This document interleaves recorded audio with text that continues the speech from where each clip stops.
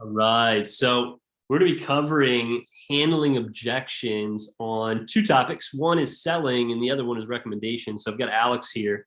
And Alex, what was your average order as a sales rep? As a sales rep, I think it's somewhere between $500 and $700, usually closer to 700 range. Cool. What is it now? $1,000. Yeah. So, and if you were to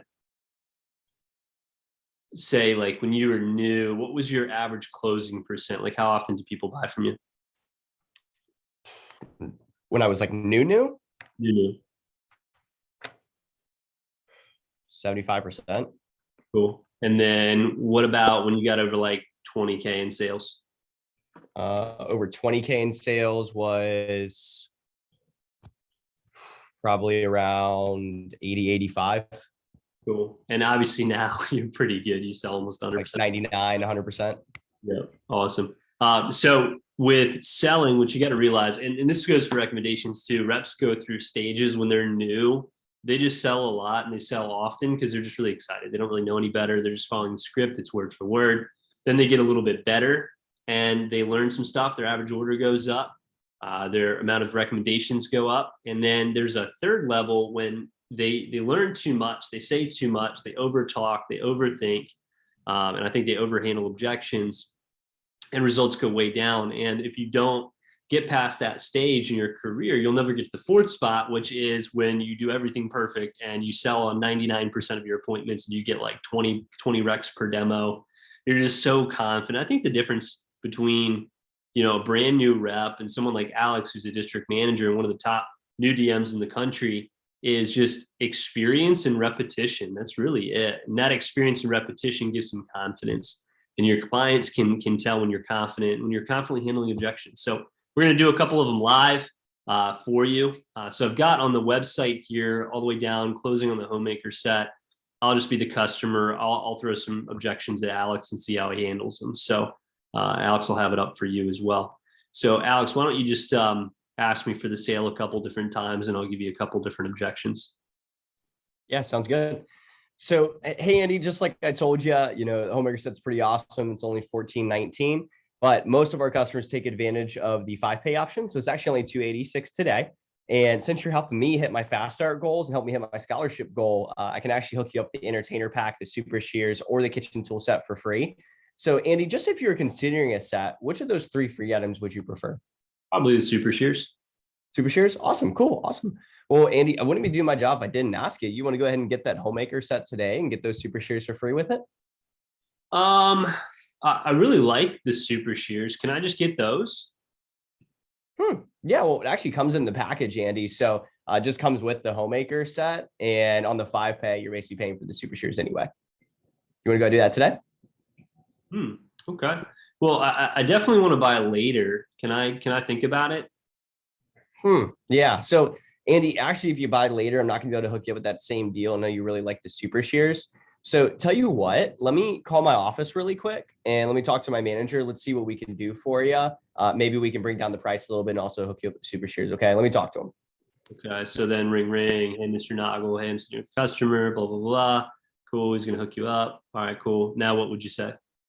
Awesome. So, hey, Andy, so I just talked to my manager. He said we can hook you up since I'm still, in my fast start and you're helping me hit my goals and a lot of, whatever my goals are that I mentioned earlier. He said we can really hook you up. So you got something to write with and write on really quick, Andy? I do. Yeah. Let me put this on the whiteboard just so they can see it. Okay. All right. Cool. What do you want me to write? All right. So check this out, Andy. So go ahead and write down 1419. Okay. You can actually go ahead and cross that off. What my manager said we can do is we can actually take off, Andy, $103 off the set. Wow. Okay. So we're going to bring the price down to $13.06. Okay. So on the 5-pay after taxes is actually only going to be $279 today. And my manager said that I could still hook you up with the super shears. Now, I do take a little bit of a hit on my commission, Andy, but because it's you, I don't mind helping you out. So I'll go ahead and pay for those super shears for you so you still get it with the discount. Sound good? Oh, wow. That's pretty cool. That's a good phrase to use, by the way, Alex. I like that. Cool. So What if they say no to that? What's your drop down? Well, Andy, is it about the price now, or is it just, is it too much for the budget, or is there just too many knives? So it's a great phrase. Is it too much for the budget or too many knives? So your client would say one of the two. If it's the budget, what would you say? Like, okay, well, Andy, if you'd like, instead of doing the super shears free, I know you really liked it. We can always get it later on. What I can do is I can just apply that discount to the set, and I'll just take off a little bit more. So instead of it being $14.19, we'd actually take off $297. So I'm going to drop the price down for you to $11.22. Cool. So on the 5-pay, Andy, it actually ends up only being $240 today. How's that sound? How much? It is only $240 today. 40. Okay, cool. How's that sound? That sounds good. So solid. So that's a good drop down. Now, what if I said something like, hey, I just want to ask my wife. Hey, I completely understand, Andy. And tell you what, the best way to ask is by trying it out with her. Because Andy, I just spent an hour with you, walking through the presentation, talking to you about what Cutco is. Andy, what do you think your wife's going to say when you tell her you want $1,000 knife set? I mean, if she saw the knife, she'd say, yeah, go for it. Let's get it. But yeah, exactly. Yeah. But if she's just seeing the price, she's probably not going to be for it. So she hasn't tried it out. So Andy, part of the forever guarantee, we actually have a 15-day trial, and that's 15 business days. So you can try it out for 3 weeks. So tell you what, we can actually put it on the 5-pay. It's only $286 today. We'll send it on out to you, and you and your wife can try it out. And there's a couple things you don't like. Tell you what, ship her back, keep the knives. Sounds good. How much would that be today? $286. Awesome. And you always want to sound? So he says, how's that sound? It's a soft close versus like, all right, do you want to get that today? There's a lot of different ways that you can ask. So great. Awesome. What if I said it's too many pieces? I'm like, it's just too big of a set. Hey, for sure. Completely understand, Andy. At first 10 pieces seems like a lot. I actually had the homemaker set when I was in college. That's what I kept in my dorm room. And tell you what, after 15 days, if there's a piece or two that you don't like, or you don't see yourself ever using in the next 60 years, you can send those back. You can either trade them out, or we'll give you a refund on those individual pieces. How's that sound? Long-term value. And then he asks, how's that sound? So he's closing again. He's asking for the sale. So good. Awesome. And then you would just drop down if it's too many pieces. Mm-hmm. Cool.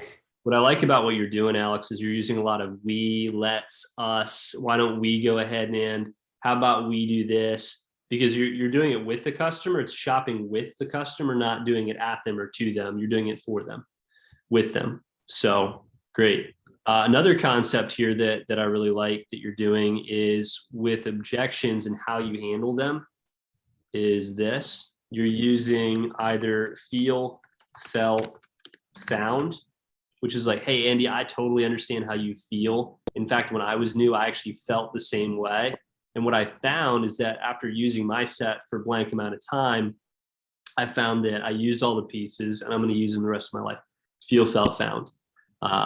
Same thing when we get into recommendations. Hey, I understand how you feel. In fact, I kind of felt the same way. Here's what I found though. So you can use that. The other thing that you can do is, and this is one of the ways that I used to handle objections. This is the way that Alex is doing it. The majority of it is you agree.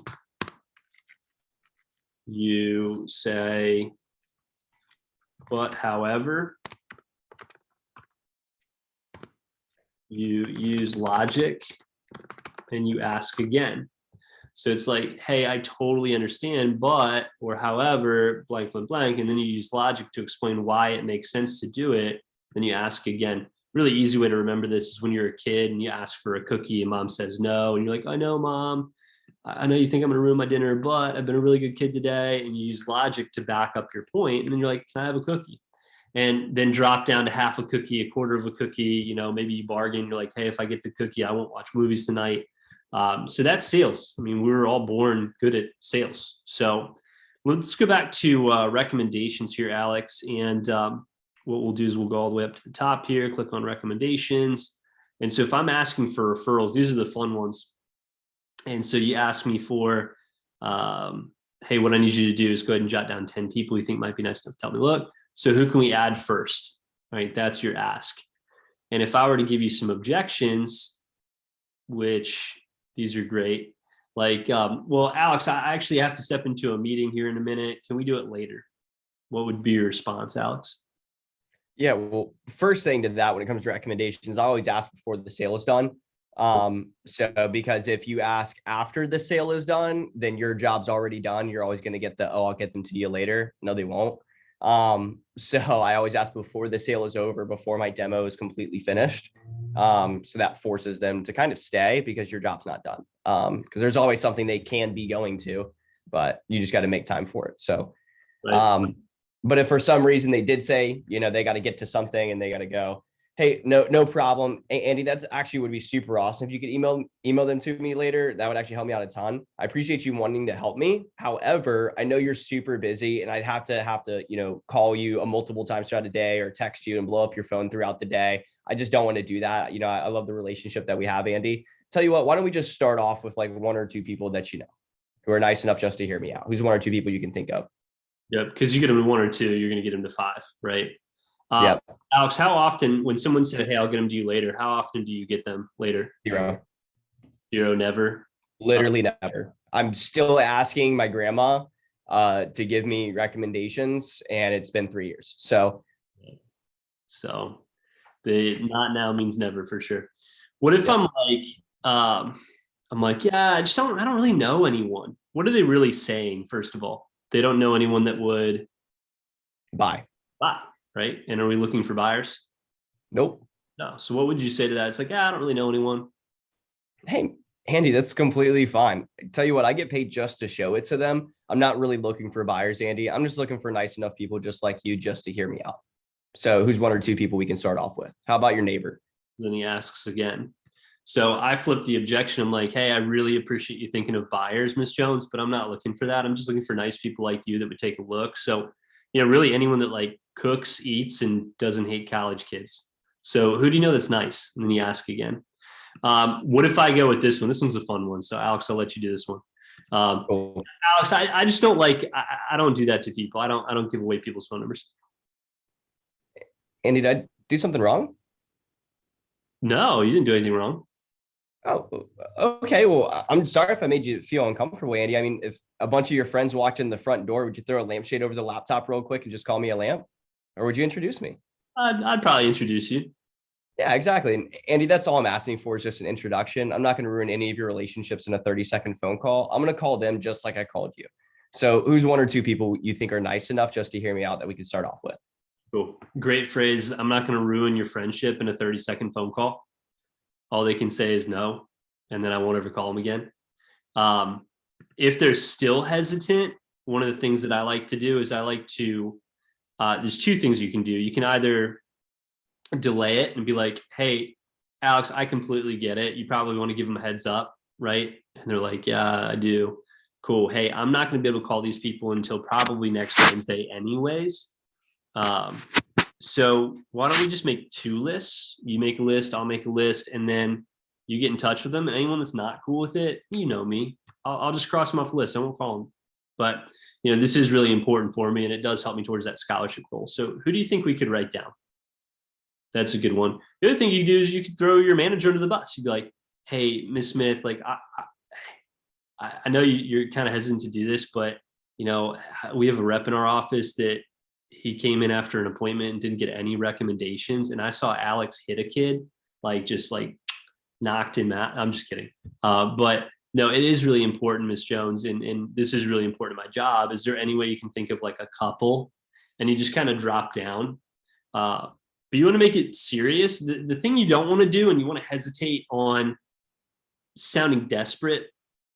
You don't want to be like, oh, well, if I don't have these, I don't have a job. And then I don't have a job. And then I don't make any money. And then I drop out of school. And then I'm going to be a bum for the rest of my life. You sound desperate. It comes across as needy and weird. And you just definitely don't want that. So last one here is let me call them and get back to you. That's the same thing. I'd want to see them. I'd only want to see them if they were interested. And so you turn their objection into, hey, that's actually what I'm asking for. So if you could do that, that would be great. Let's go ahead and make a list. And anyone that's not okay with, I'll just cross them out. So awesome. Yeah, Andy, one thing on that I like to use too, it's like, cool, awesome. Yeah, that actually helps my job out a ton. Let's go ahead and make a list of 10 people. And let's just start off with 10. I'm not going to call any of them till Wednesday anyway. Do you think that gives you enough time to reach out to everybody in the next 48 hours? Yeah. Cool. Awesome. Cool. Love that. Hey, really quick assignment. After you've watched this video, what I'd like you to do is go ahead and send your top 2 takeaways to your manager. That way they know you watched the video and you got some value out of it. But looking forward to the next one.